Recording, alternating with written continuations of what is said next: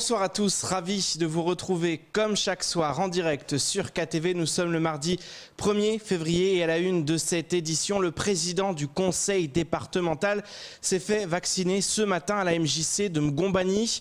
Une vaccination qui s'est faite en présence des médias afin de sensibiliser les personnes de plus de 65 ans à la nécessité de se faire vacciner contre le Covid-19. Le tout alors que la situation sanitaire à Mayotte ne cesse de se dégrader.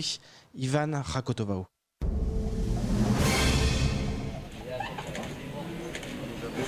Ouais, c'est fini. Parce que je me demandais quand est-ce que vous allez piquer. C'est dans son style habituel, chaleureux et décontracté, que le président Ramadani s'est fait vacciner ce matin contre le Covid-19. Libérateur, mais je n'étais pas anxieux du tout. Vous l'avez bien entendu, je me demandais s'il avait déjà piqué. C'est vous dire que je ne m'en suis pas aperçu. Et que donc j'invite chaque Mahoraise et chaque Mahorais qui le souhaite, que je conseille fortement, de venir se faire vacciner.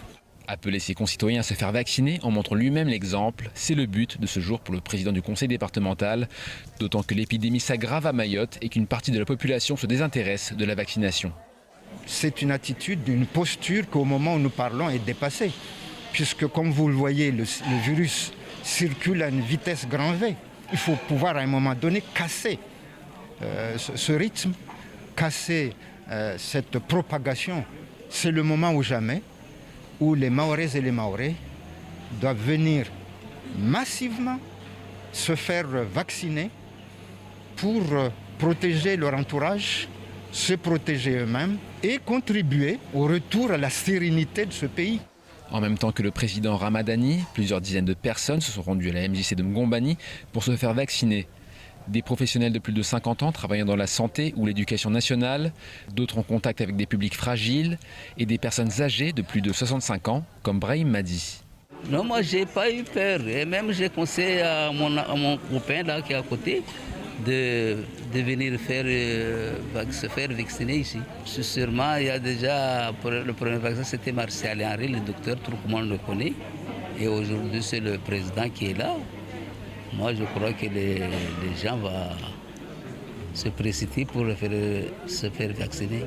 C'est en tout cas le souhait des autorités au vu de la situation sanitaire. Selon l'Agence régionale de santé, 949 nouvelles contaminations ont été détectées la semaine dernière. Un nombre de cas qui ne cesse d'augmenter de jour en jour. Hier, les représentants d'EDM étaient sur le terrain afin de constater l'état de certaines installations électriques dans le village de Kaweni. Le constat est sans appel, il reste beaucoup à faire pour éviter des accidents et normaliser l'électricité sur le territoire. Cependant, le directeur d'EDM se veut optimiste et croit au partenariat établi avec la mairie de Mamoudzou. Je vous propose d'écouter Claude Hartmann lors de la matinale de Kouessi. Ça fait un certain nombre d'années que je fais du réseau électrique, de l'électricité, et je sais par expérience que c'est la bonne méthode à la fin pour les clients et les citoyens aussi. Donc j'ai ça en perspective, cette façon non improvisée de travailler, j'ai envie de dire, mais qui est au contraire très, très coordonnée.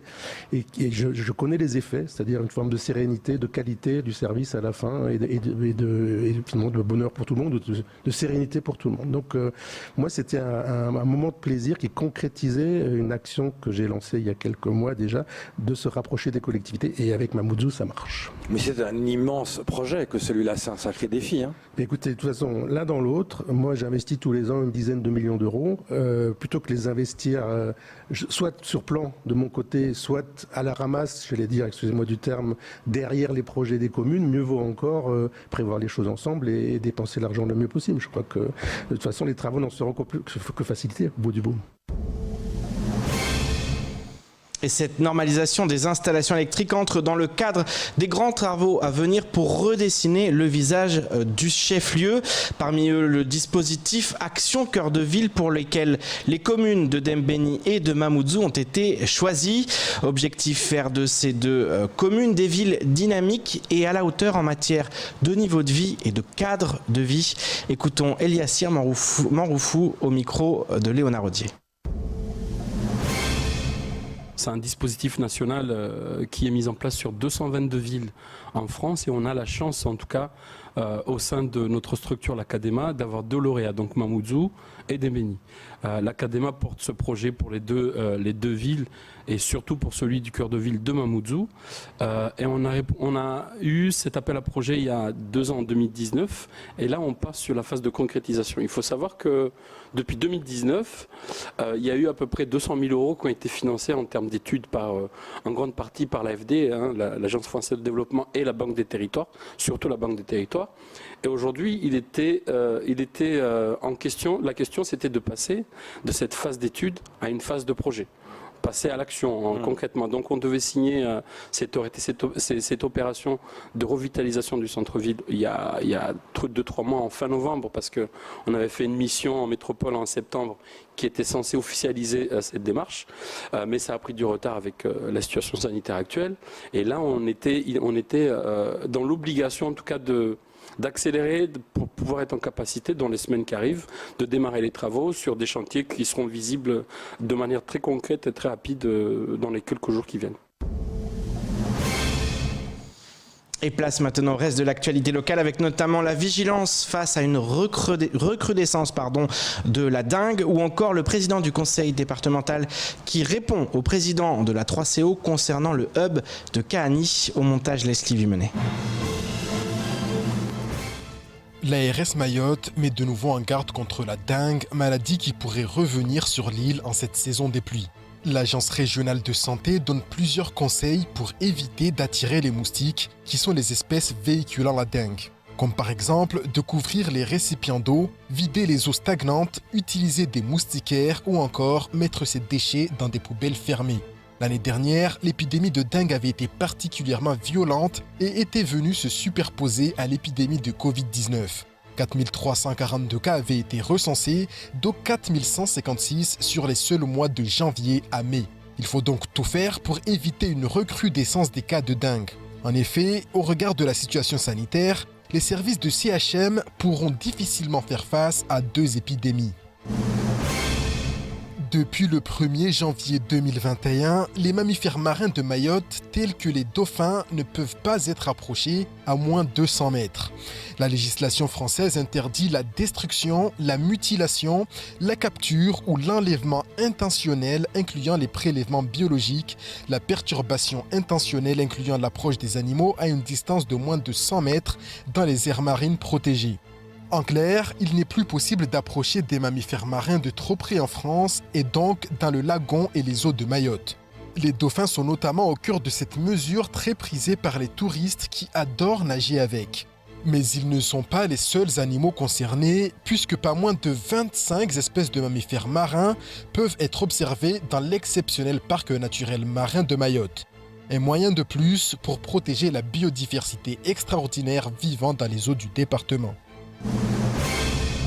Le 14 janvier dernier, le président de la communauté des communes du Centre-Ouest s'adressait directement au président du conseil départemental au sujet de la construction du futur hub de Kahani. Ibrahima Saïd Mahenrifa réclamait l'interruption des travaux au regard du risque de violence lié à la construction d'une telle structure. Dans un communiqué, le président du conseil départemental lui a répondu, justifiant la création du hub et annonçant la gestion de la sécurité des lieux par une entreprise privée.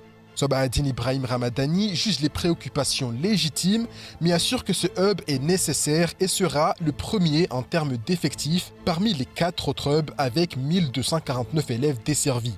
Concernant les sécurités, le département affirme avoir à cœur de sécuriser le processus de transport des élèves qui vont y transiter et n'est absolument pas animé d'agir de manière imprudente. Et le président de conclure que l'objectif est d'achever les travaux et de réceptionner l'ouvrage avant la fin de l'année. Une maison pour protéger les tortues devrait bientôt voir le jour en Petite Terre. L'association Ouangana Nyamba, qui est derrière ce projet, a déposé aujourd'hui une demande de permis de construire auprès de la communauté de communes de Petite Terre. À la fois en centre de soins et lieu de connaissance, cette maison aura vocation à recueillir les tortues blessées et à sensibiliser la population. Écoutons à ce propos François Elipote, chargé de mission scientifique de l'association, au micro d'Ivan Rakotovao. Donc c'est à la fois un centre de soins, donc on aura une partie laboratoire avec une terrasse de soins qui va accueillir 6 bassins. Ça va nous permettre d'accueillir à peu près 24 tortues par année qui seront en nécessité de soins, donc on va recueillir sur les plages ou en mer. Mais c'est également la maison de la tortue pour accueillir ce public avec un musée et un petit visuel qu'il y aura sur les bassins de soins. À partir de cette demande de permis de construire, on a des délais, on a 3 mois d'instruction. Voilà. Après, les différents services compétents peuvent nous demander des compléments. On a fait beaucoup de travail avec ces différents services pour que ce soit assez fluide. Et donc à l'issue de ces 3 mois, en théorie, eh bien, on commence les travaux, donc à peu près au mois d'avril, pour une ouverture prévue en août 2022. On termine ce journal avec la préfecture qui a annoncé hier la fermeture des lieux de culte et des marchés pour une durée de 15 jours.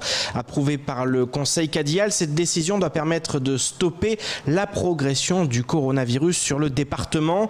Mais alors comment cette mesure a-t-elle été accueillie sur l'île? Nous sommes partis à la rencontre des représentants religieux et des fidèles afin de connaître leur avis. Un reportage signé Jaïdi Maoulida.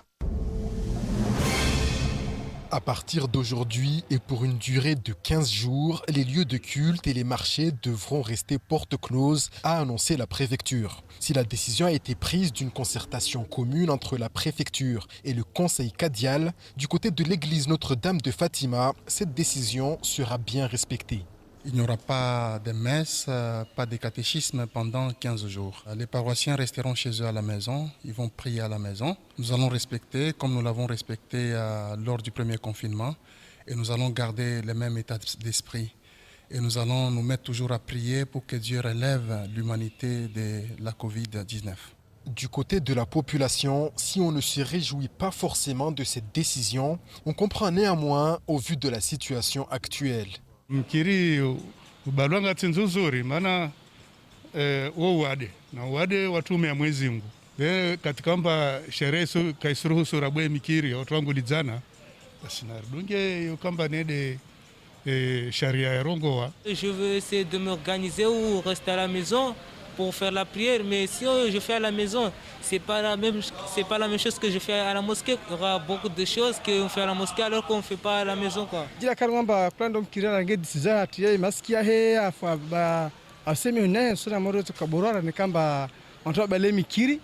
Au Conseil cadial, on entend le mécontentement de la population. Mais il ne pouvait pas faire autrement. La situation est bien trop préoccupante pour faire les choses à moitié. Et la population ne respecte pas forcément.